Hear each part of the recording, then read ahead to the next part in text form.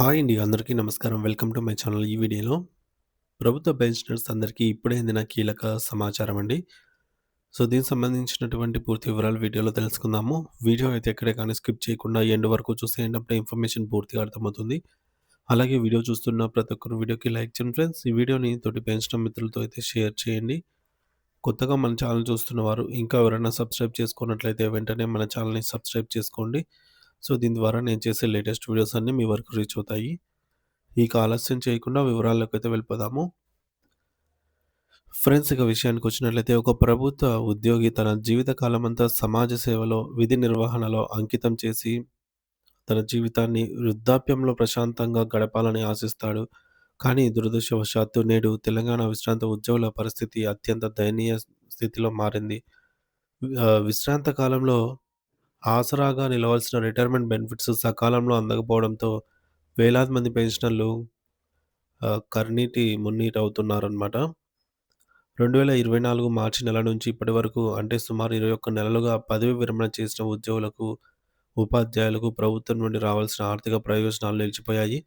దీనివల్ల వారు తమ దైనందిన జీవితాన్ని గడపడమే ఒక భారంగా మారి అల్లాడిపోతున్నారు. సాధారణంగా ఒక ఉద్యోగి రిటైర్ అయిన తర్వాత తనకు వచ్చే డబ్బుతో పిల్లల వివాహాలు చేయాలని, బ్యాంకు లోన్‌లు తీర్చుకోవాలని, లేదంటే సొంత ఇల్లు కట్టుకోవాలని ఎన్నో ఆశలు పెట్టుకుంటారు.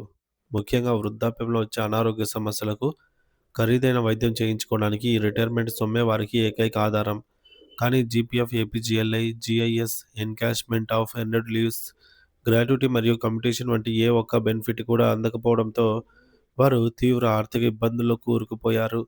కొందరు పెన్షనర్లు తమ కష్టార్జితాన్ని కళ్ళారా చూడకుండానే ఆర్థిక ఇబ్బందులతో, మనోవేదనతో గురై మరణించడం కూడా అత్యంత విషాదకరము.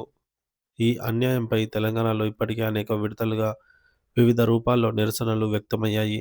జాయింట్ యాక్షన్ కమిటీ జేఏసీ ఆధ్వర్యంలో సభలు, ధర్నాలు నిర్వహించినప్పటికీ ప్రభుత్వం నుంచి ఎటువంటి సానుకూల స్పందన రాకపోవడం గమనార్హం.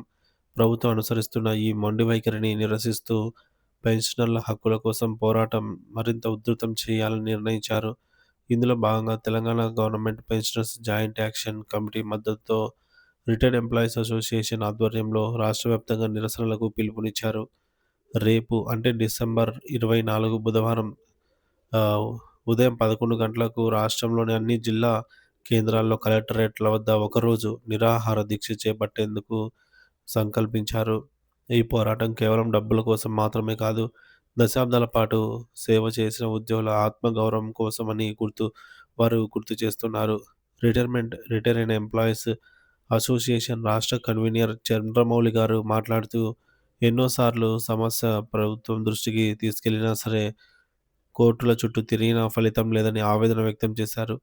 ఈ నిరాహార దీక్ష కార్యక్రమంలో రాష్ట్ర వ్యాప్తంగా ఉన్న పెన్షనర్లు, విశ్రాంత ఉపాధ్యాయులు పెద్ద సంఖ్యలో పాల్గొని జయప్రదం చేయాలని పిలుపునిచ్చారు. ప్రభుత్వం ఇప్పటికైనా కళ్ళు తెరిచి పెన్షనర్ల న్యాయబద్ధమైన డిమాండ్లను పరిష్కరించాలని, లేని పక్షంలో ఈ ఉద్యమాన్ని మరింత తీవ్రతరం చేస్తామని హెచ్చరిస్తున్నారు. వృద్ధాప్యంలో ఉన్న తమను రోడ్ల మీదకు తీసుకురాకుండా రావాల్సిన బకాయిలను వెంటనే విడుదల చేయడమే ప్రభుత్వ బాధ్యత అని వారు డిమాండ్ చేస్తున్నారు. లోకంలో ఏ ఉద్యోగికి ఇటువంటి దుస్థితి రాకూడదని, తమ పోరాటం ఫలించి తమ హక్కులు దక్కాలని వారు ఆశిస్తున్నారు. ప్రభుత్వం స్పందించే వరకు ఈ పోరాటం ఆగదని స్పష్టం చేశారు.